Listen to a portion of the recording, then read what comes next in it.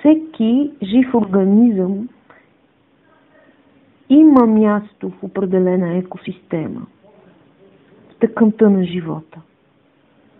Артистът като че ли е единственият жив организъм, който, независимо от пола си, по дефиниция няма определено място в обществото.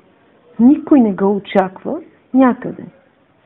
Когато от самото начало той или тя е наясно с тази фундаментална незаинтересованост на обществото от неговия принос за света, от неговото светоусещане, света, от който е част, нещо повече, когато той е приел тази липса на място като условие за творческата си игра, той става стабилен, става силен, също както едно дърво, което носи в клетките си паметта на бурите, които не са успели да го сломят.